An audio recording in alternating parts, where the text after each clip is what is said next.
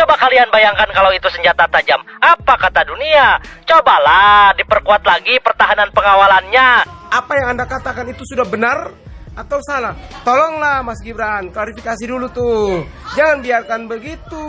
Assalamualaikum warahmatullahi wabarakatuh. Kembali lagi di channel Prayoga Muhammad. Gimana kabar kalian semua? Semoga baik-baik saja ya. Dan tentunya dilancarkan segala rizkinya. Oke teman-teman semua, dimanapun Anda berada, kita akan membahas lagi tentang politik yang masih semakin memanas ya. Nah, dimana akhir-akhir ini ada berita juga dari Bapak Anies Baswedan, yang mana ketika itu Pak Anies sedang mengunjungi, kalau nggak salah di Pontianak ya, ada seseorang yang masuk, entah itu siapa. Terus terlihat banget di video itu seperti kayak ngegeplak gitu ya, cepak gitu, sehingga sampai Pak Anies pun nengok dan masih tetap tersenyum sih ya, karena kan suasana memang ramai banget dan tidak tahu siapa yang ngegeplak. Nah, hal itu pun untung saja tertangkap kamera sehingga masyarakat bisa melihat ya kalau ada tragedi ini. Dan tentunya hal ini bisa menjadi antisipasi lagi ketika nanti berkunjung harus lebih ketat lagi ya. Karena mau bagaimanapun Pak Anies ini adalah calon presiden yang tentunya harus tetap dijaga. Nah, banyak juga ya berita-berita mengenai baliho-baliho yang diturunkan dan banyak juga kecurangan-kecurangan. Ya ini entah benar apa tidak, tapi memang beritanya sudah mulai muncul ya. Kemarin juga ada berita mengenai tentang surat suara yang sudah sampai di Taipei dan sudah dicoblos, sehingga KPU pun buka suara tidak menerima surat suara tersebut. Ya benar saja ya, tapi harusnya KPU sendiri menyelidiki siapa ini yang melakukannya dan harus menindak tegas sehingga pelakunya bisa ditangkap ya. Oke teman-teman semua, kita akan mulai ya dari video yang mana Pak Anies kena geplak ya. Coba kita lihat videonya dan beberapa komentar dari para netizen.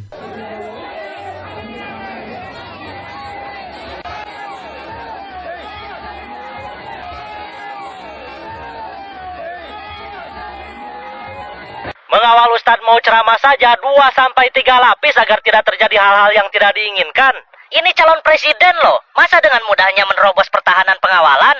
Coba kalian bayangkan kalau itu senjata tajam. Apa kata dunia? Cobalah diperkuat lagi pertahanan pengawalannya. Tapi sebelumnya, sorry Buat teman-teman pengawal Pak Anies, di setiap kunjungan harus waspada.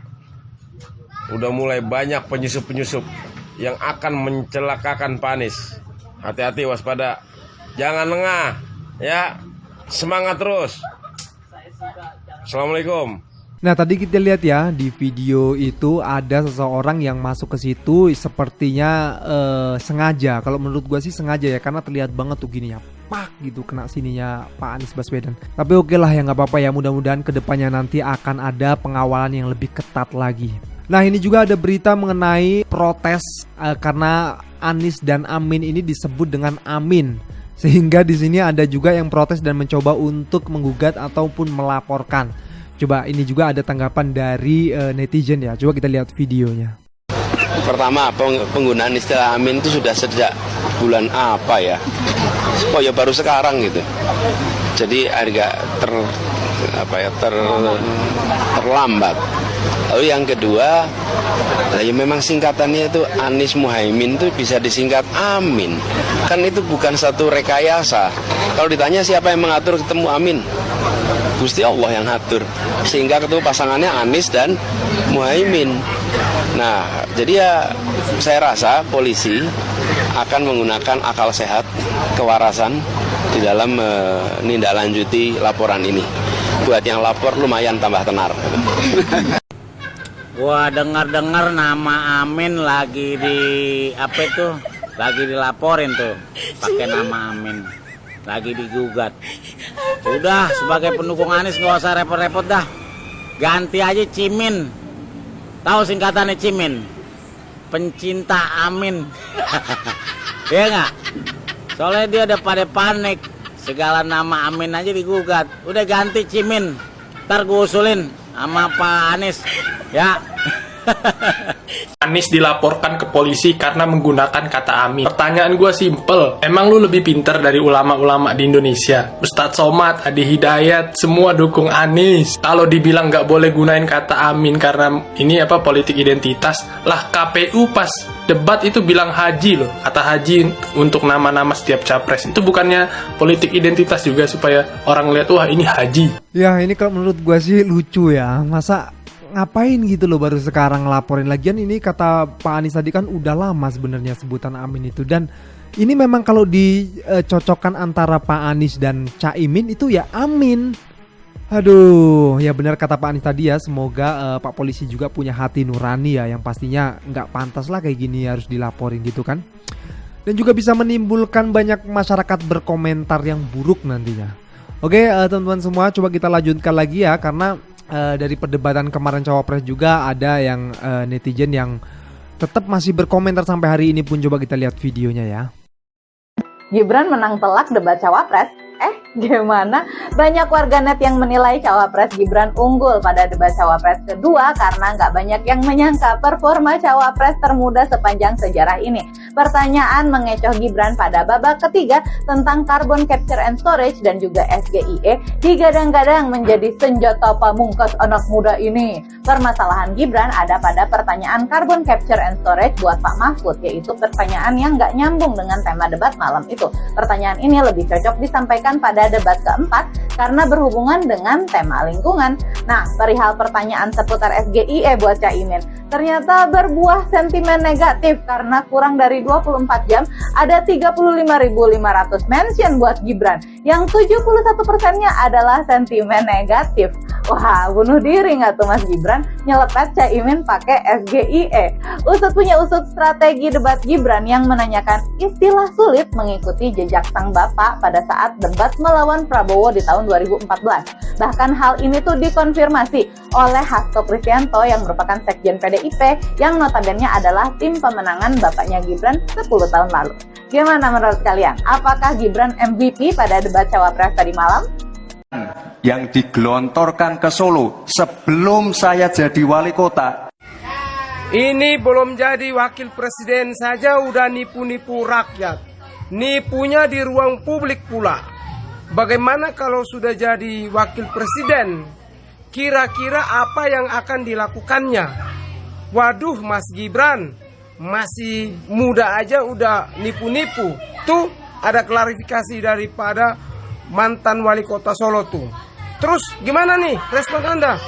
Apakah apa yang Anda katakan itu sudah benar atau salah? Tolonglah Mas Gibran klarifikasi dulu tuh. Jangan biarkan begitu. Ya malu juga nih kalau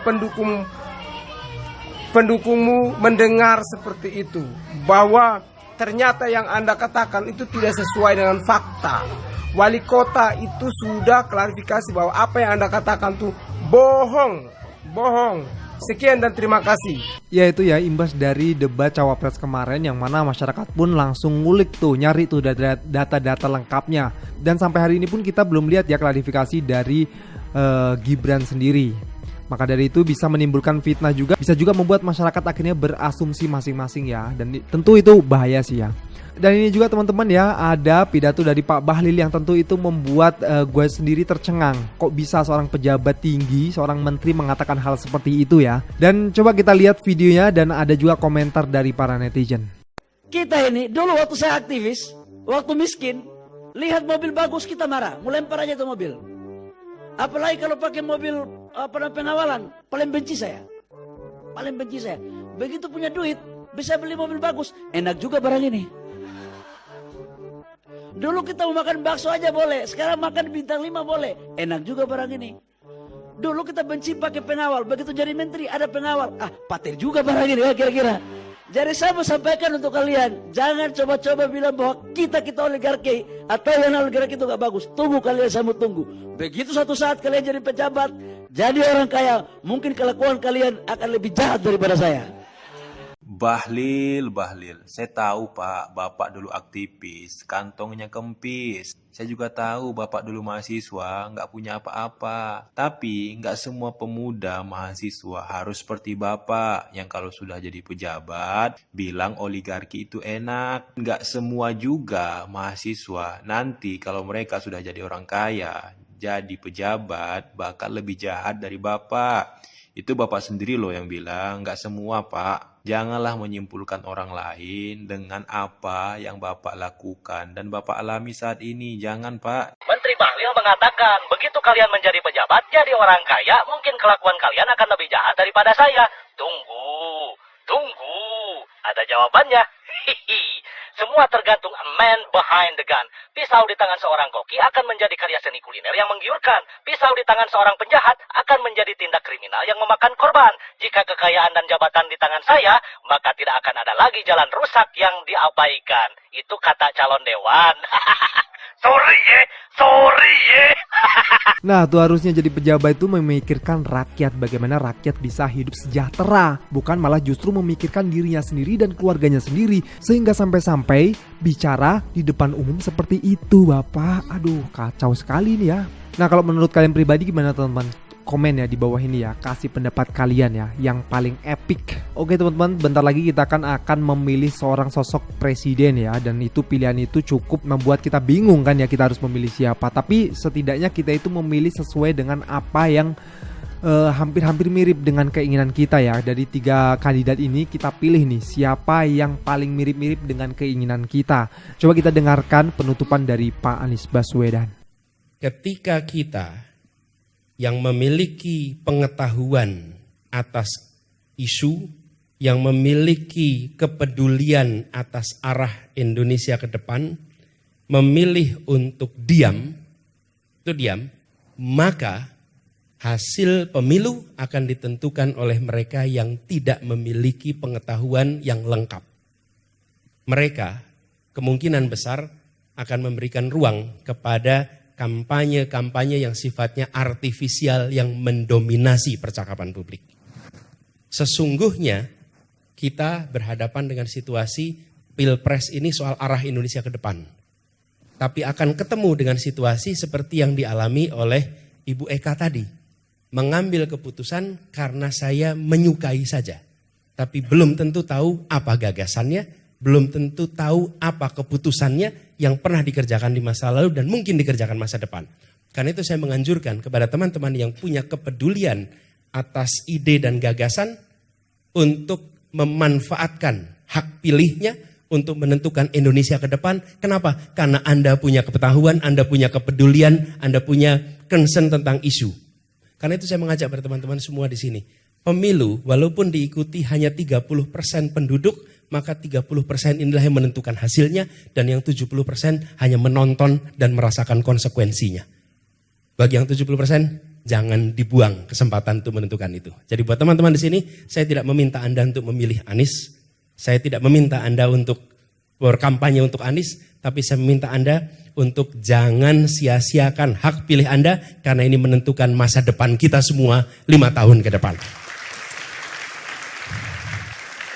Dan itu harapan dari kami. Sehingga yang mewarnai keputusan adalah orang-orang yang memiliki informed decision. Keputusan berdasarkan pengetahuan.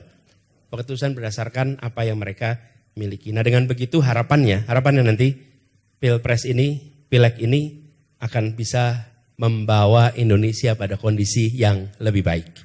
Harapannya begitu. Boleh tepuk tangan buat kita semua di sini.